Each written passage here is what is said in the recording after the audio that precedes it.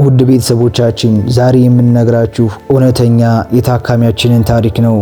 ከዚህ ታሪክ ብዙዎች ይማራሉ ብለን እናምናለን። ባለ ታሪካችን አበቃለት ወደ ሞት ሄደ ከተባለ በኋላ የተረፈበትንና ሌላ ተጨማሪ ድል ያገኘበትን የህይወቱን ትልቁ ድል ያወጋናል። ለቻናላችን አዲስ ከሆናችሁ ሰብስክራይብ በማድረግ ቤተሰብ ሁኑ።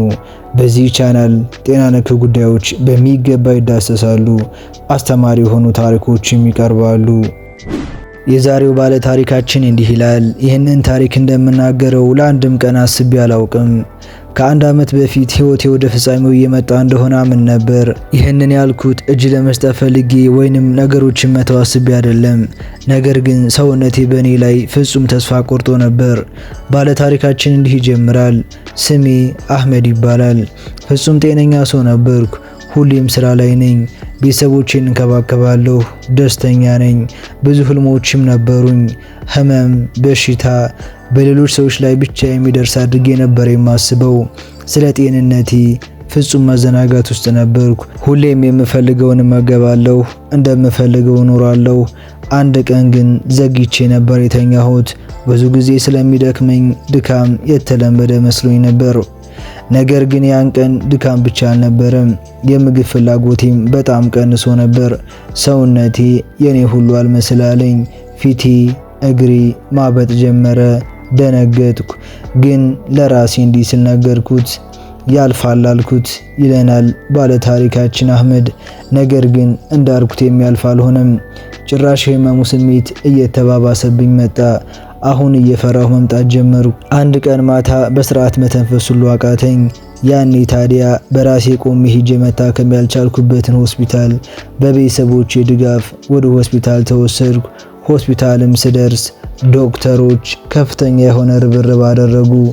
ላቦራቶሪ፣ አልትራሳውንድ፣ ሲቲ ስካን፣ ኤምአርአይ ምን የቀራለ በሁሉም የህክምና ቴክኖሎጂዎች ታየሁ።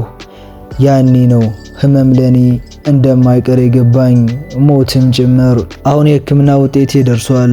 ዶክተሩ መጣ፣ ውጤቴን አየው። ምንም አላለም። ዶክተሩ ዝምታ መርጧል። ደነገጥኩ። ከተወሰነ ዝምታ በኋላ አንድ ቃል ተነፈሰ። በሰውነት ውስጥ ያሉ ኦርጋኖች እየደከሙ ነው አለኝ። ያኔ የማየው ብርሃን ወደ ጨለማ ተቀየረ። በአእምሮዬ ጨለማ እንጂ ሌላ ይታያለኝ። ግን አንድ ቃል ተነፈስኩ። ዶክተር መኖር እችላለሁ ብዬ ጠየቅኩት። በህይወቴ እውነተኛ ፍርሃት የተሰማኝ ያኔ ነበር። ግን በቃ አሁን ሁሉም ነገር ቀርቷል። የኔ ስራ ስለ ህመሜ ማሰብ ብቻ ሆነ።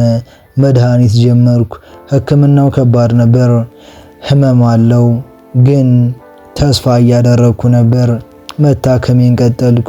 ሆስፒታል ቤቴ ሆነ።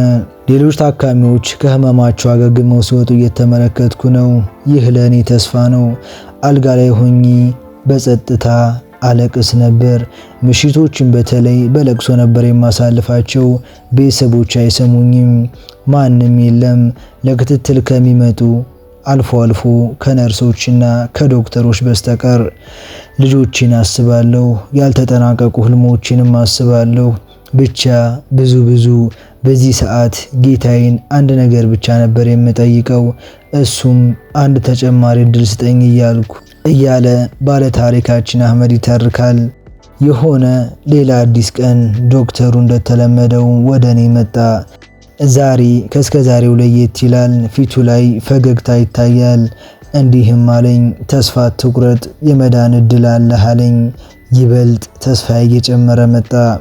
ዶክተር የሚለኝን ሁሉ መስማት ጀመርኩ። አመጋገቤን አስተካከልኩ። መድኃኒቶችን በሚገባና በሰዓቱ መውሰዱን ቀጠልኩ። አሁን ሌላ ሰው ሆኛለሁ። ጤንነቴን ችላ ማለት ተውኩኝ። በእርግጥ ለውጡ ደካማ ነው፣ እየዘገየ ነው፣ ግን ደስተኛ እየሆንኩ ነው። ዛሬ በህይወት አለሁ፣ እየኖርኩ ነው። ግን ጠንካራ ስለሆንኩ አይደለም፣ በፈጣሪና ከፈጣሪ በታች በእነዚህ ዶክተሮች ክትትል እንጂ። ይህ በሽታ አንድ ጠቃሚ ነገር አስተምሮኛል። ጤናዬን ችላ ማለት እንደሌለብኝና ውድ እንደሆነ ችለናል። ያለፈ ታሪኩን የሚዘግብልን ባለ ታሪካችን አህመድ የሆስፒታል ህይወቱን ያጋራን አህመድ ውድ ቤተሰቦቻችን እኛም ለእናንተ እንዲህ እንላለን። ምንም አይነት በጤናችሁ ላይ የሚታይ ምልክትን ስታዩ ችላ አትበሉ። ሕይወት ውድ ናት። ክፉ አይንካችሁ። በጤና ቆዩ። ውድ ተመልካቾቻችን ይህን ቪዲዮ ከወደዳችሁት ላይክ፣ ሸር በማድረግ ለሌሎች ተደራሽ እንዲሆን አድርጉ። ሌሎችም ይማሩበት ዘንድ